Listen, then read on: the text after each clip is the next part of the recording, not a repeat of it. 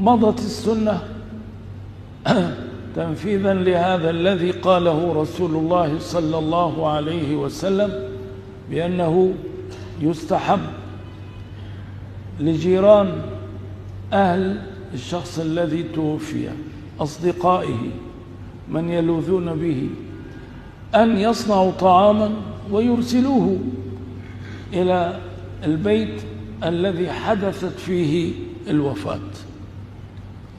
ذلك لأن أهل المتوفى زوجته بناته أولاده لم يعودوا متهيئين متفرغين لصنع الطعام، جاءهم كما قال حبيبنا المصطفى ما قد شغلهم، لكن يوجد في البيت أطفال، يوجد في البيت صغار يجوعون يحتاجون إلى طعام.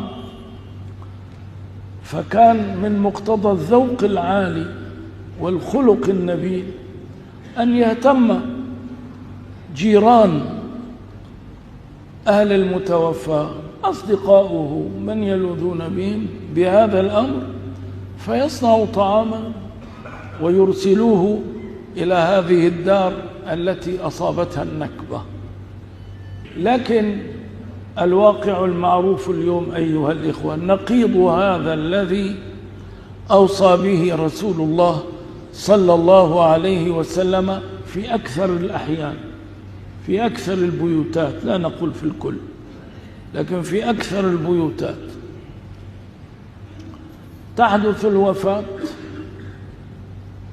فينشغل أهل المتوفى بتهيئ المائدة أكثر ربما من انشغالهم بتجهيز ميتهم، لأن المفروض عرفا بعد أن يوارى الميت في مدفنه في قبره أن يستقبلوا بعد ذلك الآكلين الذين ينبغي أن يجتمعوا على مائدة عامرة ويأكلوا الطعام الذي يهيئه من أهل المتوفى.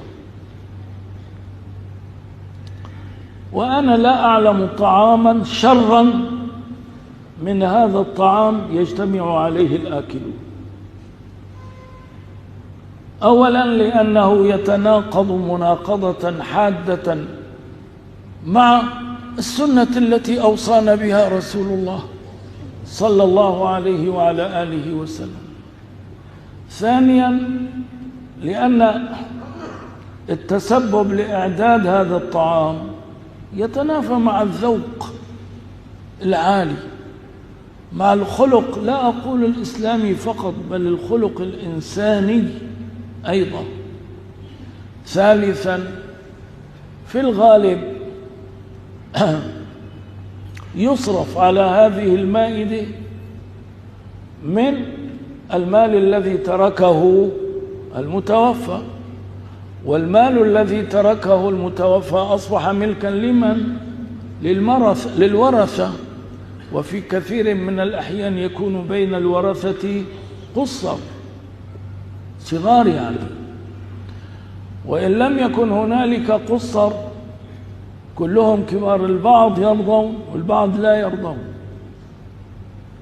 ومن ثم فإن هذا الطعام شر طعام يجتمع عليه الآكلون، ولا أدري كيف يستسيغ المدعوون إلى هذا الطعام، كيف يستسيغون أكله.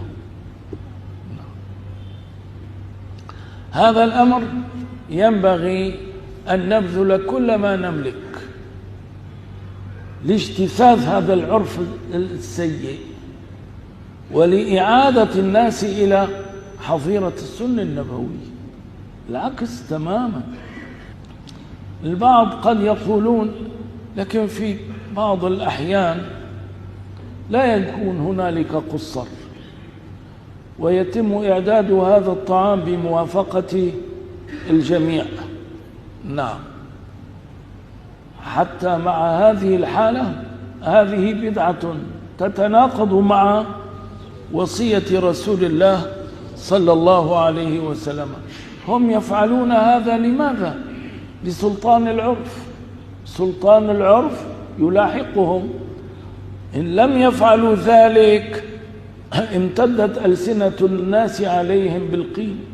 نعم، لم يفعلوا، هم بخلاء أو كذا إلى آخر ما هنالك، فيضطرون أن يجاروا العرف وأن يعدوا هذا الطعام. هذه العادة أتمنى أيها الإخوة أن تبذلوا كل ما تملكون للقضاء عليها. عادة قذرة، هي قذرة فعلا. نعم، وينبغي أن نبذل كل ما نملك لأن ننفذ سنة المصطفى صلى الله عليه وعلى آله وسلم.